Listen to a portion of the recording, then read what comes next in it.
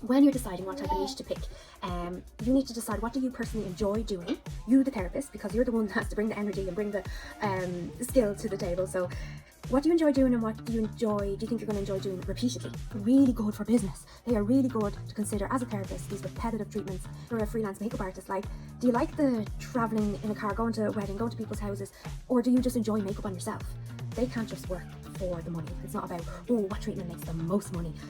No, they have this calling. They want to heal, they want to help, but you want to heal and help, but not burn yourself out.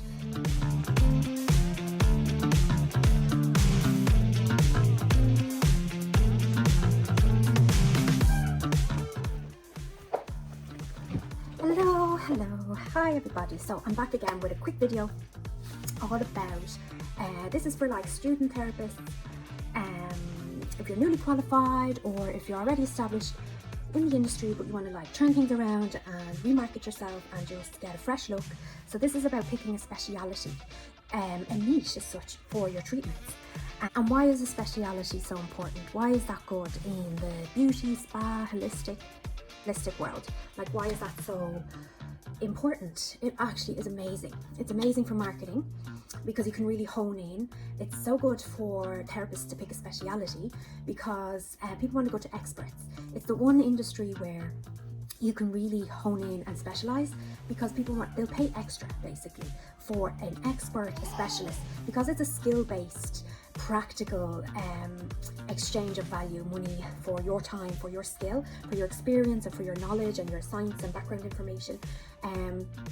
All that, the speciality works better in the beauty industry. Not a lot of industries, like, they want, if it's a shop or school, you have to be able to do a lot of things, but with beauty in particular, it's hard when you go to a beauty clinic and they do waxing, nails, hair, make everything. Yes, it's great to have it all in one place, but you still, people are seeking like a very particular result, or they're very fussy about their treatments and what they want. Basically, if you specialize, you can charge more because you are now the expert. Your experience, you're doing that treatment over and over again, that you become so highly skilled and so highly thought after. So it helps with marketing, it helps with honing your skill. You become, and you get seen as the expert, which means you can charge more. So all those are brilliant reasons for you to pick a speciality.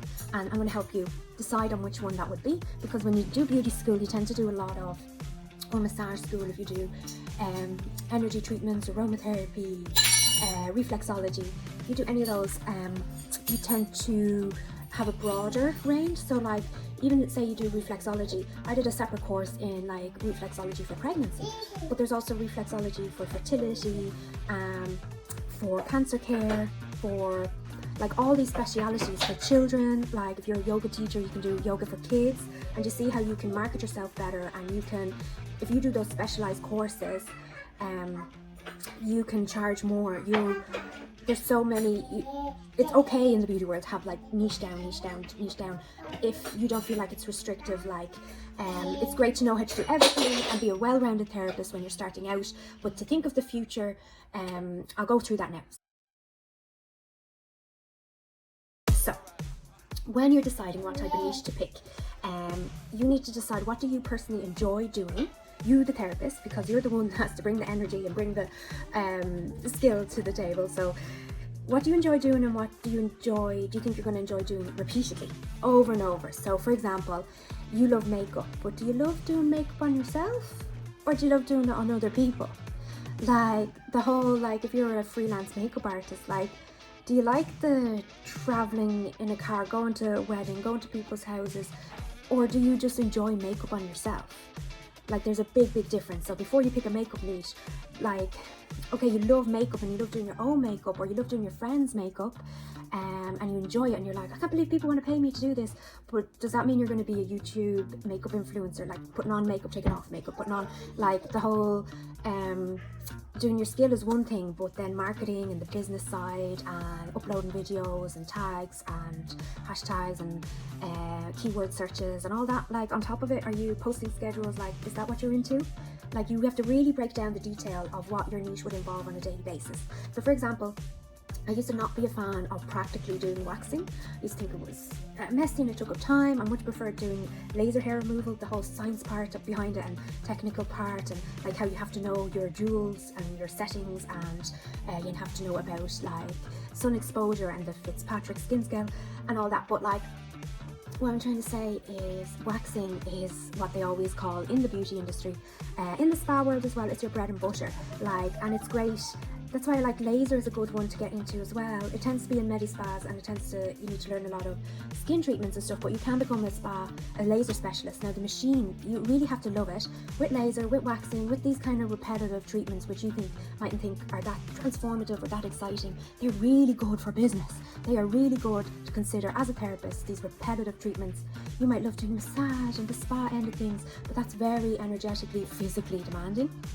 Think of like when you go in and do waxing or laser as a therapist, you're very how do I describe this? It's very practical, it's very feasible and long term. You can last a long time. You can sell in a range of stuff product wise, like because you're dealing with skin and exfoliation, and you can talk to the client a lot more, because once you're really proficient at doing the laser, it's repetitive, but there's a benefit in repetitive, because if this is becoming your job, you can switch off.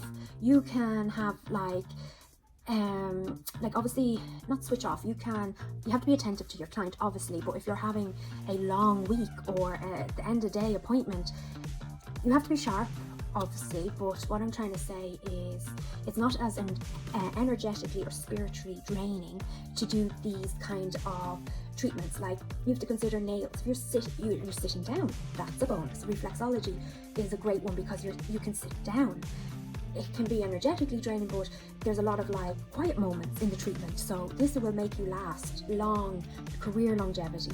So consider treatments, don't dismiss ones that you find initially maybe not that glamorous, or like pedicures. Like, people will pay big bucks for a really good pedicure, and or for bikini waxing, they want a specialist that knows what they're doing, how to do proper intimate waxing, and they will pay more. So consider, like, but then you're standing and you're on your feet a lot with waxing. Or laser, you are standing but you can sit down for some of it, but then the machines are more expensive. So this is leading on to my next point, which is actually, when you're considering your speciality or your niche as a therapist, consider the financial investment that's needed on your end.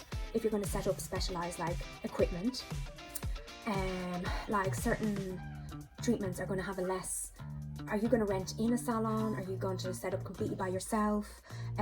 Like, what is going to be the capital? What's going to be the investment? Some treatments have it's easier entry, like massage. Technically, you just need oil.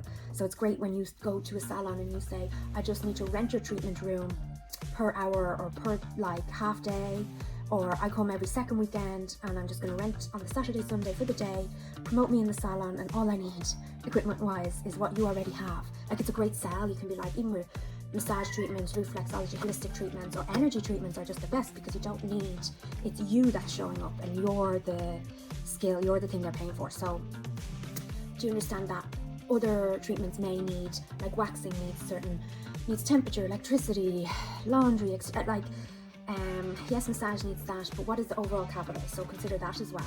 So consider what you enjoy doing and what's versus longevity, and then consider the financial capital and financial investment, but also consider the financial return. What, if you're becoming an expert, what one is more profitable? As a therapist, and I promote ethical sales and ethical therapy, that we're very in tune with like this whole industry. I feel like, yes, there's some people who are just express beauty and they're all about the superficial. You'll find every type in every industry, but especially in beauty, I think you find a lot more soul purpose people, really aware people, that they can't just work for the money. It's not about, oh, what treatment makes the most money. No, they have this calling. They want to heal, they want to help, but you want to heal and help but not burn yourself. So think about what can you combine, like what treatment do you enjoy doing and you can repeat easily. Like, all these factors come into play. Which one can you put the financial capital up for, but you can also gain a lot of finance back, so it makes it worth your while, so you're not going to burn out. Are you going to learn sales? Can you do a lot of selling during this treatment in order to maximize the client's results and add value to them? So for example, if you have a specialized, say, Lomi Lomi Hawaiian massage, I have a whole video about that as well, if you don't have a clue what I'm talking about. It's like a Hawaiian traditional healing art. There's a whole philosophy behind it, but a beautiful massage, but it's very specialized, and it works much better in the summertime. You need often like a heated room, so a real spa location works much better. If you're doing medical grade skin treatments and you want results like acne, like you're going to need a lot of product. You need going to really medical, pharmaceutical grade, high grade, clinical products housed. So what I was trying to say about the massage, the Lomi Lomi, is like, that's very specialized. When are people going to want that? More summertime, more, that's like something you'd get as an experience on like a cruise ship or a spa setting, or like, is that going to be able to sustain you day in, day? I'm back. iPhone storage issues. Wait, I am back. Where did I leave off that? For example, if you treat acne, to be commercially viable, as in you want to treat these specialized clients and you want to help them, and that's your sole calling, but you're after investing money in getting like this product line in that's really high grade because you want to help these people, and you're marketing yourself as an acne specialist. But I really noticed that you need to do a lot of like, to make it viable and to get your money back, and to last long in the industry, and you have to put your business thinking cap on. You may have to do 10, 12 anti-aging facials in order to justify the product line and the that you got in, like how much that costs for you to house that, with your renting the room, with your council taxes, your water charges, your overheads, your laundry, your equipment, your marketing you've put in, like you're running a business. So really consider that. Do you love the acne treatments enough to you don't mind having to do a couple of like non-related facials in order to but you're going to still continue marketing yourself as the acne specialist while you're growing? So consider all this. This is a lot of food for thought. So write it down and say, okay, this is a niche I think I have a purpose and a calling for. These are the people I want to help. This is the value I bring. This is what I add. So do I enjoy doing these treatments regularly? Can I see myself practically, physically being able to do these when I'm tired and still have enjoyment for them long term? Is the financial capital that I have to put up worth the finance I'm going to get back long term, or like it's a short initial investment of high grade ingredients, but in the end people are going to come back and I'm going to be able to help them with their acne and I'm going to make my money back very, very quickly? Or if you're doing a special type of brow and you need special tint, all that. Or like consider the time of year, your niche, like pedicures are always like Christmas time, but also in the summer. So will your niche sustain you over the whole season? Lots to think about. Mainly ask yourself, start off with like, pick 3 niches that you, or 3 treatments, 3 specialities that you could see yourself doing, and then pose all these questions to each and see which one is like business viable. Because you do need to start out with what you're drawn to, like your heart, your ethics, your therapist, your energy needs to be there. But I'm just asking you, what do you think your energy will last for, your enthusiasm long term?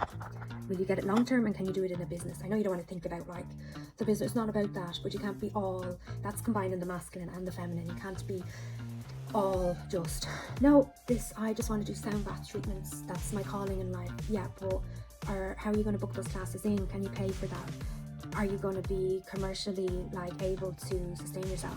What if there's no sound baths booked in and you've done so much marketing and specialized, like do you need to consider combining with somebody yoga and sound bath retreats, sound bath and something to market yourself?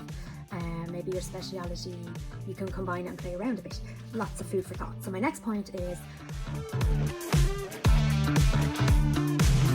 also, the treatments, are they valuable to the client? Is it just a trend, like ombre brows, or like they're coming back in, people like them and they like that look, but also back in the 90s it used to be skinny brows. So if you're doing all this investment, all this, like, it'd be better to pick a speciality that's a little bit broader, like brow specialist, and you do all types of brows, because it's easy to learn ombre brows and brow like feathering techniques or tinting with, like, do threading And like, you see, that's where you don't need to specialize too much. You can, or you could just advertise yourself as just a threading specialist, but then you might consider threading face or threading other areas, thread lip, that kind of thing as well. And then to just be conscious of give it a little bit of wiggle room, not too niche down either. I know I'm saying specialize, but that's initially to get your name out there and to become the expert, because in the beauty industry, people will pay extra for the expert element. So what's the value you're giving to your client? Is there actually a gap in the market for that now? And just double check and see with your gut instinct, with your intuition, could it be just a fancy trend, or is this a treatment that's going to stay? It's an energy treatment that's been around for decades. There's so much, like for example, reflexology got picked up by health insurance companies, and so does like aromatherapy in some cases, or like, so if you then go specialize in cancer care reflexology, do you see how that is going to be really backed? Like, that's a good niche, because it's quite specialized, but there's like organizations to help you. There's a lot of backing, there's a lot of proof of this works. Yes, some other people might be doing it, but you might be the only one in that area. So what I've seen as well is a lot of like return to natural skincare and return to natural facials, like the gua sha, or like lifting facial massages. Not everybody wants to go down the really injectable and filler route. People still like some, like, is it a trend? Are people returning to the natural? Could you hone in on that? Like, you're not reinventing the wheel. Like, natural facials have always been around, but are people into gadgets lately? Like, have you seen those high frequency machines or the LED masks? Like, could you, if you're in that niche already, you're a skin therapist, that's already quite niche down, you mainly do facials. Could you try out this month's special and try out the extreme niche? Like, I want to start getting into facial machines. I want to get into KC muscle lifting. I want to get into LED masks. I want to get into high frequency, because they're good. Microdermabrasion. Like, try it out first and see how, like, you might want to do this niche, but what value are you adding to your customers? Maybe they're not open to that. Some people, like, they don't like these LED masks, or they don't like that medical grade. What if your main clientele around you for the 2-hour travel radius away from you is more a mature client that likes natural facials? So you have to think of your customers as well. So I hope that helps. A lot of food for thought, but I think if you sat down and actually went through those points of, okay, I have this speciality in mind, or I have these 3 specialities in mind, I'm going to test them with the knowledge of what Kira has given me. So do I, first point, enjoy the longevity, basically. Can I see myself doing up to 8 treatments of that repeatedly a day? Can I see myself marketing myself and charging more money? But can I see myself doing it long term, excessively, lots of clients? Can I talk about this all day long and not get bored, disinterested, not lose my enthusiasm? The second point is the capital investment versus the money back. And then third of all, ask yourself, is this valuable to the client? The niche I want to do may be my sole purpose, but can I maybe add it into a treatment that I already do that's proven to be valuable to the client, and kind of mix it in that way? And you don't need to go full force, all niche down, all my marketing, all my everything is going to be about this. Like, unless you think this is not a trend, this is here to stay, this is a good sound business investment, it's giving my client value, and it's my sole purpose, and it's like I enjoy doing it and I can see myself doing it every day. Ask yourself those questions. That will really, really help, and it will make your whole process so much easier. It's too much to like maintain stock for 5 or 6 different treatments and to offer this and to offer that. In the beauty industry, definitely it's a skill-based practical thing, so try specialize to an extent.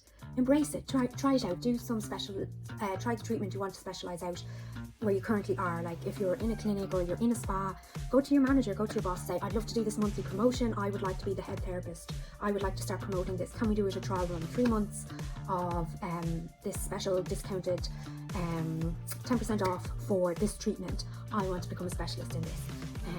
And then you show like the concept, you show proof that people want this, it's commercially viable. If you've more tips, comment below, share the wisdom and the knowledge, let other therapists know, let's help each other. And if you've any specific sales questions, write them in the comments below and I can address them for you. And if you have a particular query about the beauty, spa, holistic world in that industry, Again, write them down below and I'll address them. You can reach me on my private Instagram, which is combined with this page as well. I'll try link that down below, and then check out some of my other videos in the playlist, especially more salon revenue and business and sales related ones if you're have a wealth of knowledge there if you're on your journey of setting up or getting clients or even expanding and scaling your business. And even if you are not a solo esthetician, you also work for a spa or a clinic, you can definitely work with your colleagues and work with your boss and bring all this information. You're going to be so valuable. You definitely get a promotion and you'll be top head therapist in no time. So until the next video, watch some of these coming up now.